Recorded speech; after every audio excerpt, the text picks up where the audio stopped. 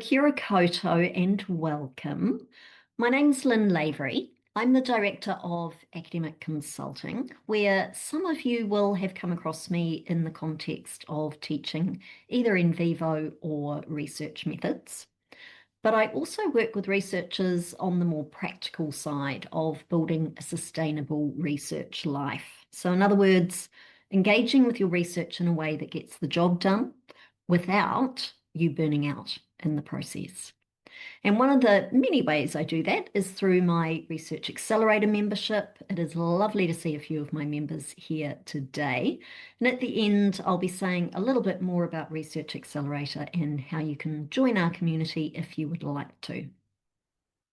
But we have 45 minutes together today. And in terms of what I'm going to be covering, I'm going to start out by looking at why it is that research keeps losing the battle for our time. I think sometimes when you can see the sort of forces that are at play here, they can actually be much easier to work with. And then I'm going to take you through some, what I hope are both practical but also realistic strategies for protecting your research time. And I want to end the session with a really short reflection just to help you land on one small concrete thing that you can do in the next 48 hours. I think it's really important to acknowledge that for a lot of you, research isn't the only thing on your plate. So you might be juggling research with paid work, with teaching, caring responsibilities, or just the demands of life outside of your research. And whether you're engaged in a large research project or possibly something like a PhD, research is typically a long game. It asks a lot of you over a long stretch of time. So if your research time keeps getting squeezed out, it's usually not because you don't care about it. It's actually likely that there's just genuinely an awful lot being asked of you right now. And today's webinar is not about pushing you to work harder or squeezing more out of yourself. It's actually about being more intentional with the time that you do have. So I did just want to start with that. I think we often beat ourselves up about these sorts of things. And I think there's often some very, very good reasons why research time gets squeezed out the picture. So I want to start with a scene that I suspect will feel familiar to some of you. You wake up promising yourself that today's the day that you will properly get into your research. But the morning goes on email, and that somehow stretches out to fill 2 hours. There's a tutorial to prep, or a shift you need to get to for work, or a message arrives from your PhD supervisor that you feel you really, really need to deal with first. You say to yourself, it's okay, I'll start after lunch. And then after lunch becomes mid-afternoon, and by the time things finally go quiet, your brain's too fried to think. And once again, it's not because you don't necessarily care about your research, it's just your research never quite gets to the top of the pile. So finding time to actually do your research work and finding it consistently week after week, rather than watching it slowly get swallowed up by everything else, is really what I want to focus on today. One of the real issues I see is that when research gets pushed to the back burner, like it often does, as I hinted at just now, we often tend to blame ourselves. We decide we're disorganized or undisciplined or we're not working hard enough. But from my experience, that's almost never what's actually going on. Research doesn't lose the battle for your time because of some sort of personal failing. It loses because of a few very specific and often predictable reasons. And I think when you can see them clearly, you can actually start to work with them. Now, the items on my slide here, they are just patterns that I have observed in other researchers. It's not intended to be a definitive list. Your particular situation might have factors in it that I can't account for. But I'd be surprised, and I will be checking in on this, folks, I'd be surprised if at least one of these doesn't feel at least a little bit familiar. So, first reason that research loses the battle for your time, it's often the thing with no deadline. Now, often we do have specific deadlines along the way for our research, and I think particularly for PhD students, universities have got much better at encouraging folk to set deadlines along the way. But research is patient. It often has no set deadline, and almost everything else on your plate probably has an external deadline attached. A class that you need to teach this morning, a meeting at 2 o'clock today, a report that's due on Friday, an email that someone needs an urgent response to. Research, in contrast, can almost always wait until later. Your research doesn't email you, it doesn't chase you up, it just sits there quietly being patient. Now, there's a classic way of teaching time management that I often refer to. And the idea is that you imagine you've got a jar, the jar is empty, you have a pile of rocks and a carton of sand, and you need to fit both into the jar. The rocks are your big, important priorities, and the sand is the really small, low priority stuff. Now, if you pour the sand into the jar first, the rocks won't fit. But if you put the rocks in, you can pour the sand on top and it sort of filters into the jar around the rocks. And the moral of the story is really simple. If you don't put your most important tasks in first, they actually don't get done. But what happens to many of us as researchers is that research, which should be one of the rocks, quietly gets treated like sand. It becomes the thing that you'll get to once everything else is handled. The problem is that everything else is never fully handled. So the research, you try and pour it in last, and there's literally no room left in the jar. Reason number 2, reactive work taking over. Now, the biggest culprit here is almost always your email inbox. Not always, but almost always. You sit down in the morning, you open your email just to check, and the next thing you know, it's lunchtime and you're still in your pajamas answering emails.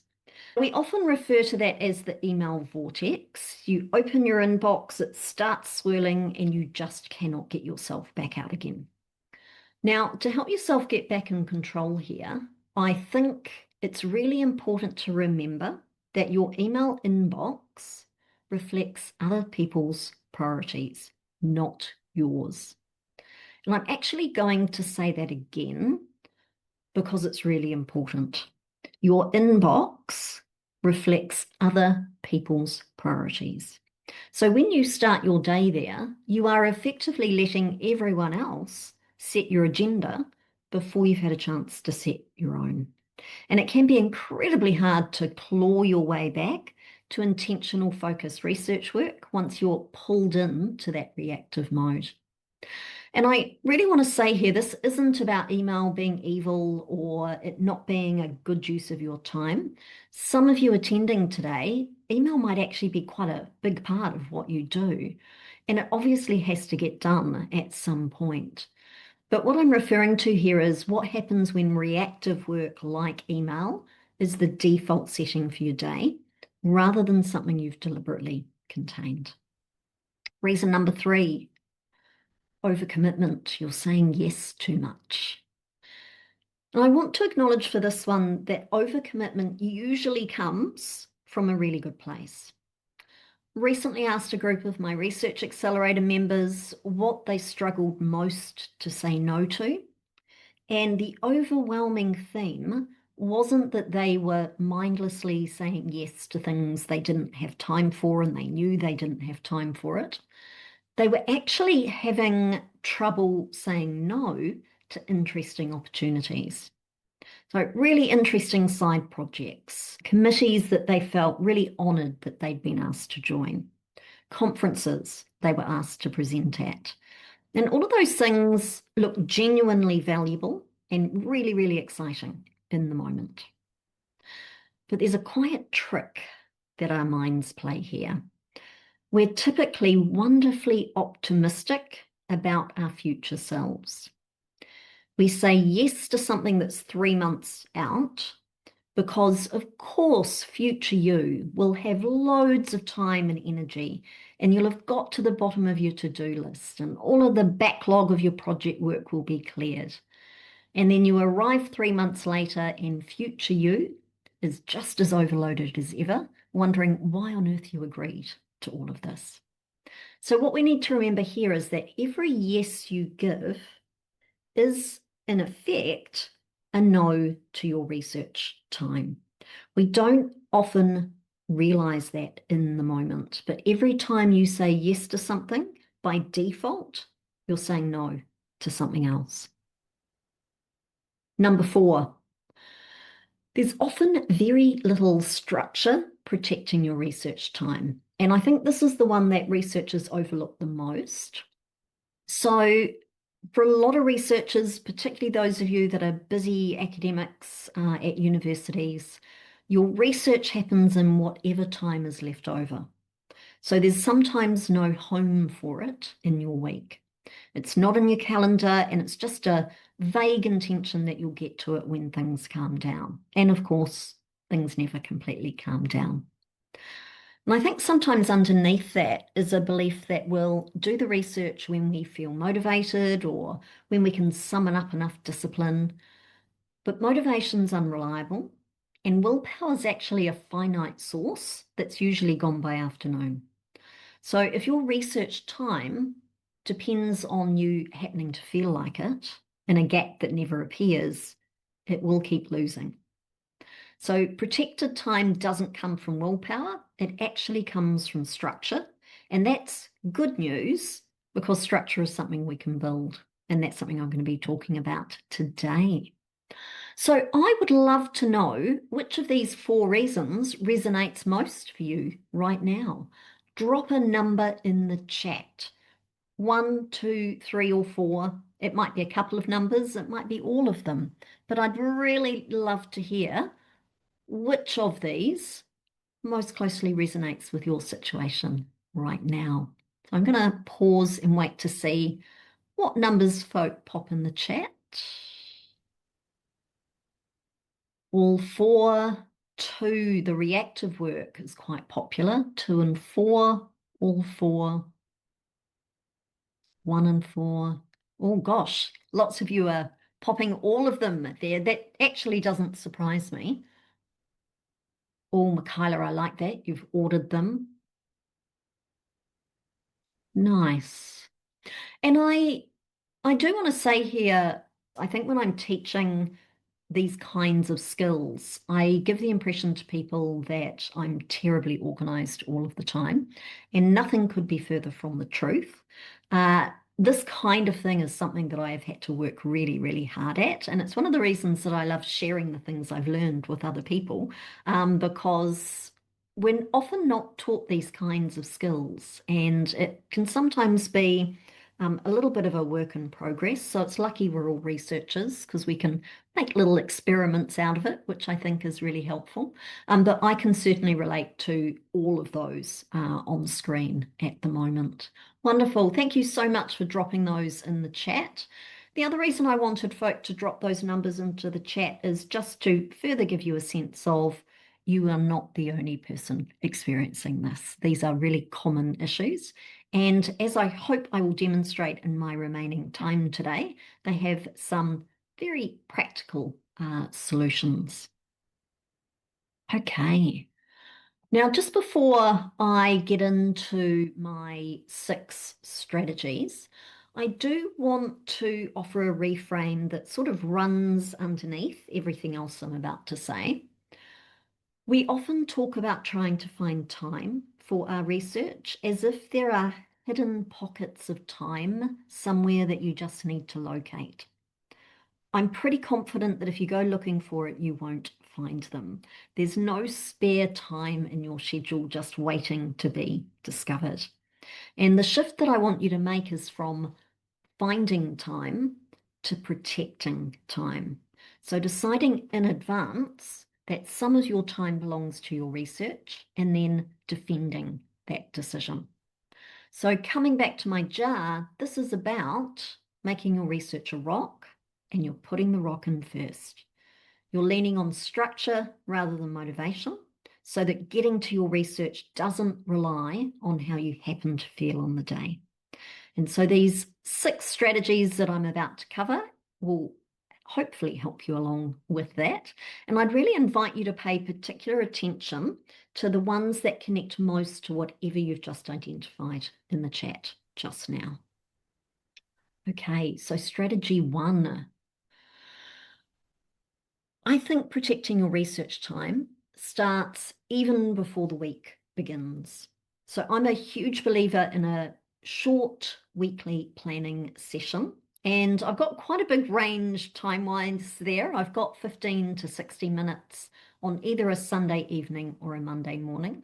I personally do 60 minutes. So Sunday at 5 o'clock, you will find me online with my Research Accelerator members, and we sit in a Zoom room together and we plan the week ahead. It's one of my favorite times of week. But the reason I pop 15 minutes there as well, I think any amount of planning you can do, even if it's just 15 minutes, will be really helpful. And when you're doing your planning for the week ahead, the thing here is you ask yourself 2 simple questions. What are the most important things I need to focus on this week? And what would make the biggest difference to my research, writing, or well-being? And I very deliberately put well-being in there because I think when you take care of yourself, productive work tends to follow. Now, once you know your answer to those 2 questions, be ruthless about it. One of my favorite guidelines comes from a productivity expert, Greg McKeown. Now, I'm pretty sure I'm probably going to be dropping a few names as we go through today's content. So when I send an email out later with the recording of the session, I will make sure that I reference any of the books of these particular authors, and I'll also include the list of books underneath the video if you're watching the recording. But Greg McKeown has this great tip. He's written a really good book called Essentialism. And he says, when you're weighing up whether to take something on, rate it out of 100 for how well it aligns with your priorities. And if it's below a 90, it's a no. Now, that actually sounds quite extreme. I think most of us would probably say yes to anything about a 50, but that's not high enough. And you need to get into the discipline of saying if it's not a clear yes, by default, it's a clear no. That is what will stop your week from filling up with things that don't matter. The less polite version of that some of you might have heard, if it's not a hell yes, it's a hell no. Now, a few more tips on planning. Definitely do not schedule every minute. So a really good rule of thumb is to plan about 60 to 70% of your week and leave the rest empty for the curveballs that life will inevitably throw. Or maybe if you don't get any curveballs that week, you could spend that time either thinking or, heaven forbid, you might even rest. As I mentioned before, we are always overestimating how much our future self can handle. So that idea of planning for 60 to 70% also allows a little bit of spillover time if things take you longer than you anticipate.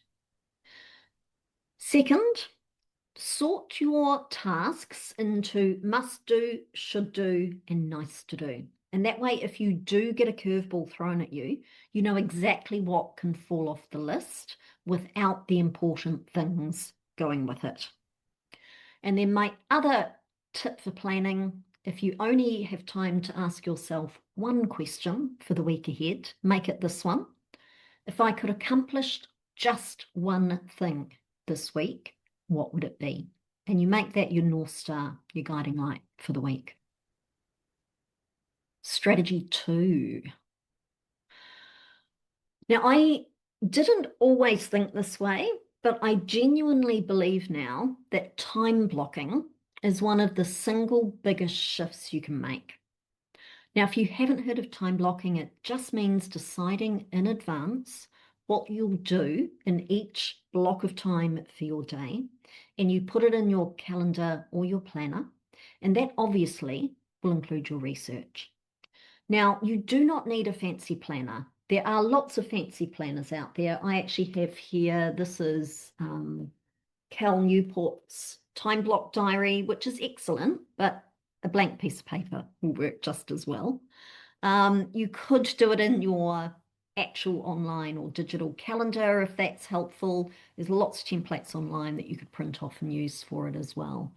But the point here is that when you time block, your research can stop becoming a vague intention, something you'll eventually do if you have time, and it becomes an actual, almost appointment that you keep.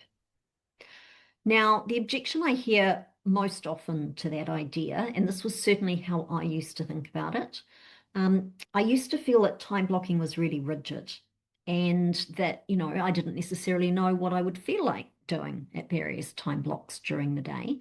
And of course, your day sometimes goes sideways. So if you've carefully time blocked everything, the whole plan falls apart. So I want to be really clear about this. A good time block plan is a flexible one. So I just mentioned Cal Newport's time block planner. It's probably a little bit hard to see in the webcam here, but he actually has 4 columns for the time blocking. And the idea is you plan it out in the first column. And when something doesn't go to plan, and you can see here on this day, my afternoon didn't go to plan, you just reblock it out in the next column.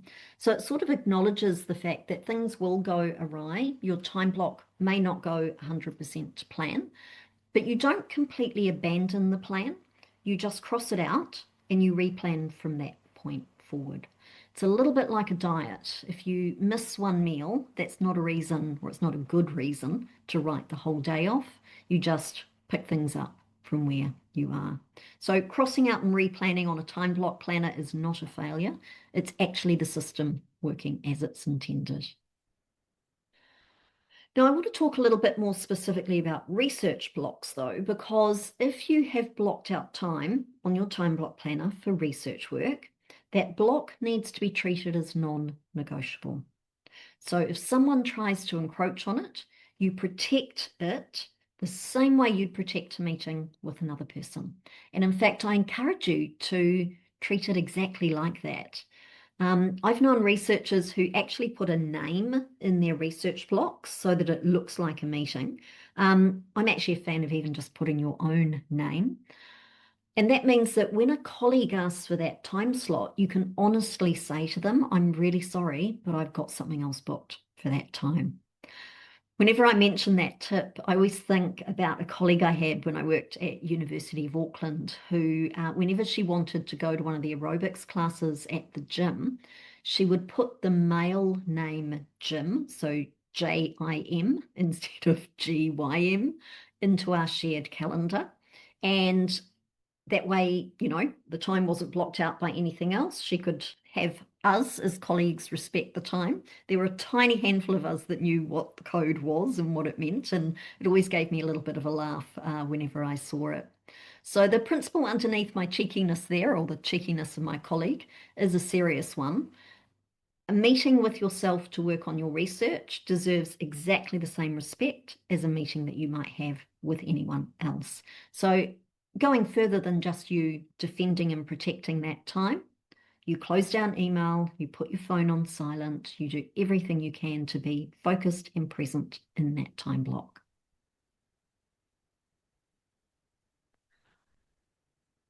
Working with your energy, strategy number 3. I'm a huge fan of this. I'm one of these people that my energy levels do fluctuate a little bit from day to day, and not all hours are created equal.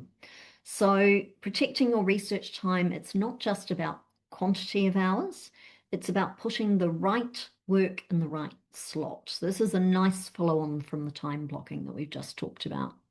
So your research is deep work. It's the cognitively demanding stuff. Writing, analysis, design, hard thinking. That kind of work needs to go into your best hours, whatever those hours are for you. So for some of you, that will be first thing in the morning. That's definitely my magic time. For others, it's later in the day. I'd love you to let me know, actually, because I bet everyone is aware of this. When's your magic time of day? Are you like me? Are you a early bird, first thing in the morning kind of person? Are you a night owl? Do you do your best work at 11 o'clock, midnight? Have we got any afternoon folk? I can never quite wrap my head around folk that work in the afternoon. I'd love to be like that. So we've got morning, morning before lunch, first thing before others get to work. What about others? Have we got any of the mythical afternoon folk? Got a midnight girly? Excellent. I used to be like that when I'm younger. No, was younger, I should say. But as I've got older, that's less and less the case. Okay, I'm going to glance back at that because a few folk might still be typing. Wow, best thoughts at 3 a.m. That's impressive. I've got a night owl. Excellent. So the key point there, folks, is knowing about when you work best and making sure you plan your deep work into those slots. Your lower energy work, things like admin and email, your shallow work, that can go in your energy dips. You want to put those into the times when your brain isn't firing on all cylinders, so to speak. Okay, another tip for working with your energy rather than against your energy. It's really, really simple to batch similar tasks together. So there's some really good research that shows every time you switch between different kinds of work, you leave a little bit of what they call attention residue behind, and it can take real energy for you to get it going again. So do things like clustering your email into 2 or 3 blocks during the day rather than checking it constantly, grouping your shallow tasks together just to make sure that you can protect the integrity of those deep work blocks. And I also wanted to say that last point is particularly for those of you in the group, and based on the names, I know there are a few of you here. If you are someone with a really heavy teaching load during the semester who feels guilty that your research work just vanishes for large chunks of the year, there's actually a really useful reframe from Cal Newport. He talks about periodic deep work. And just for context, while Cal is a productivity expert, he actually is a university professor. He works at University of Georgetown in the States, so got a very real appreciation for what it's like to be balancing research and teaching. And so the idea here is that you accept that during teaching heavy weeks, you probably won't get much research done. But instead, you make sure that you protect specific blocks of time elsewhere, whether that's a couple of clear days a week on non-teaching days or your gaps between semesters is a really good opportunity as well.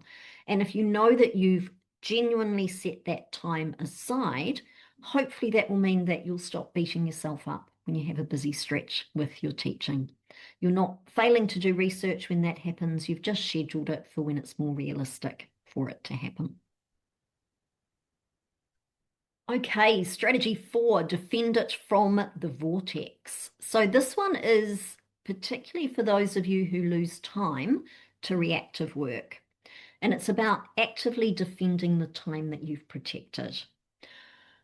The first move is a simple one, but it's actually quite hard.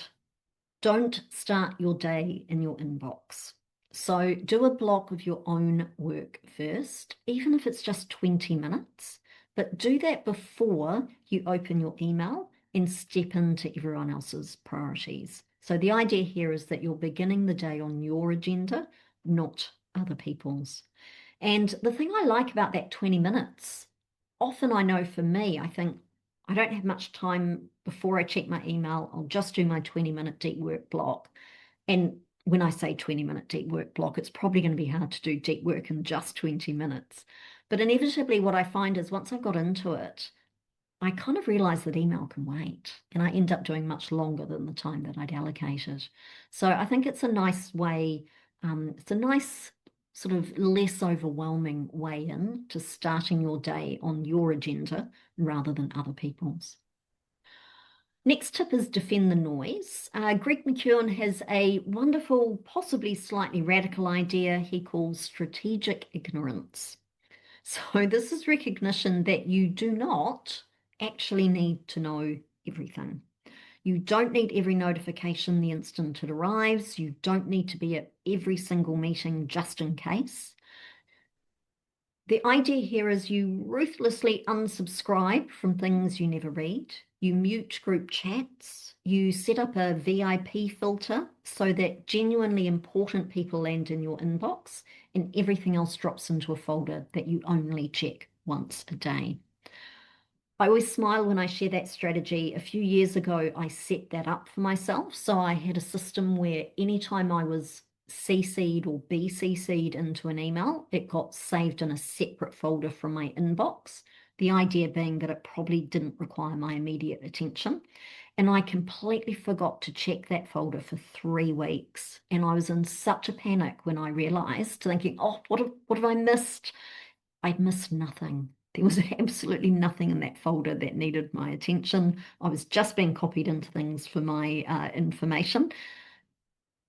It was all absolutely fine. So I think that's a really good illustration of we often think everything is important and we must receive everything. And look, there are certain things that you do need to know about, but there's a lot of other noise, particularly these days, that you potentially can quiet a little bit. And then my last tip here is to set some boundaries that other people can physically see. So if you work in an open plan office, headphones are a really great signal that you're not to be disturbed. You might have an autoresponder on your emails saying that you only check it between certain hours. I once heard about a group who shared a small office together. They agreed on a flag system. I'm not sure if they literally had flags here, but the idea was that red meant do not interrupt unless the building's on fire. Yellow was only interrupt if you really need to. And green meant you're welcome to come on over. And one of the details that I believe made that particular system work was that everyone agreed to it together. So if you share a space, it is worth having that conversation openly. We do often fall into the trap of thinking that other people will quietly read our minds, and that is very rarely likely to happen. Okay, strategy 5, make saying no easier. So if overcommitment is your particular battle, one of the most useful things you can do is take the decision out of the heat of the moment. So the idea here is that you can set up some simple rules in advance. These are essentially decision-making frameworks and they do not need to be complicated. Actually, I think the simpler they are, the better. So a couple of mine. I do not teach or do client meetings on Mondays. Full stop. So any Monday request, that is just an easy no. A couple of years ago, when I was really busy with research work, I decided for an 18-month period, I wouldn't take on one-to-one work outside of my Research Accelerator members. I just didn't have the cognitive capacity or the physical time capacity for it. And that just meant that a whole bunch of emails, the decision became automatic. The decision was already made, so I didn't need to spend energy on it each time. Now I've got on screen a decision framework from Greg McKeown, and this particular framework I would probably adapt for myself personally, but I thought I would use his criteria just to show you how this would work. So he suggests 3 questions when you're faced with a decision. Do I feel inspired by this? Am I particularly talented at it? And does it meet a significant need? And if it's not a clear yes across the board, that makes it a no. And I think it's really important when we say no, it doesn't need to be a no forever. So often the honest answer is not now. I'd love to, but the timing isn't quite right for me while I'm finishing off this particular piece of work. And that keeps the door open without sacrificing your research time. Feel free to come up with your own little framework to match Greg McKeown's. As I say, that particular set of questions won't work for everyone, but I hope it gives you some ideas of your own that you might be able to put into practice. And I also just wanted to make a note, if you are already overcommitted, because let's face it, most of us already are, it is absolutely okay to go back and renegotiate. So I know that's a really hard thing to do, and I find it absolutely excruciating to do. I really, I've got a very strong drive to honor my time commitments, so I'm not going to pretend here that it's easy. But sometimes you can go back to people and just negotiate a tiny bit. If across 5 different things you negotiated just an extra day or two, then that time actually starts to add up, and you're not necessarily letting any one person or project down. Okay, my last tip, and then we'll finish off. We're nearly at 11:45. So my last strategy is the one that holds the previous 5 together, and it's the very simple habit of reviewing and resetting. So protecting your time isn't something you set up once and then you forget about it. You are constantly needing to check and adjust it. So I'd really recommend a quick review at the end of each day, a proper one at the end of the week, thinking about things like, did my research blocks hold up? What encroached on them and why? What do I want to do differently next week? And that will hopefully pair quite naturally with the planning I talked about earlier. You plan at the start of the week, you review at the end, and over time, you usually get much better at both. Now, I'm not sure how true this is, but when experts talk about the importance of planning, there's a fact I often hear mention that aeroplanes are off course around 90% of the time. I'm slightly alarmed by that, I've got to say. And the idea is that here that they only reach their destination because the pilots are constantly checking and doing course corrections. So think of your week as being the same. You won't get it right every time. You're not meant to. Constantly review to make sure you're still pointed in the right direction. And that way you can be on top of things. And if you hit a road bump, rather than thinking, oh, whole system's failed, you can actually just make a minor tweak and keep on going. One final note I'd make to keep all of this usable, I think you also do need to protect recovery time and rest. So the research time that you have really tried hard to protect is only worth having if you arrive with something left in the tank. If you're tired, feeling depleted, your research time will be slow, scattered time rather than productive time. So aim to take breaks before you need them rather than running yourself down to empty. Right, so they are my strategies and tips. I would love for you to have a think about those. Just checking, we haven't had any questions come in as we've gone, so I'm hoping that means that everyone was following along okay. So let's just spend the couple of minutes we've got left picking your one small thing. So just sit with this question for a moment. Given everything that we've covered today, what is one small, very specific thing you could do in the next 48 hours to start protecting your research time? And I really mean small here. You're not talking about completely redesigning your entire working life, just one thing. And I've got some ideas on the slide. You might block 90 minutes in your calendar tomorrow, and you might decide to do one block of work before you open your email when you wake up, either tomorrow or Thursday. You might say no or not now to a decision, a commitment that you've been asked to take on. You might quieten the noise. You might unsubscribe from a few emails. So I'd love to hear, and you are welcome just to write it down and keep it private, but I'd love to see in the chat what your one small thing is. So I'm just going to check what we've got. Great stuff. Time blocking looks like it was quite popular. So block 20 minutes before inbox time tomorrow morning. Highly recommend setting a reminder for that. Otherwise, you'll wake up tomorrow and the tips I've just shared might have been forgotten. Block 1 hour every day for research work. Work on my own work first. Yeah, I'm going to come back. That's a great point from Michaela. Block of 90 minutes before check it. Gosh, the blocking out time before email has been popular. Love it. And one of the great things about that is you get such a sense of achievement. You know, when you've got that block of time, you get your research work done first thing, and it's just so nice knowing that it's done, and whatever the rest of the day brings, you know, bring it on. But you know that you've got that research time, your own work under your belt. Keep them coming in the chat, folks. And if you don't feel comfortable sharing, absolutely fine. Just jot it down on a bit of paper, though, so that you can see it. And I just wanted to talk about this idea of time blocking when you get disruptions.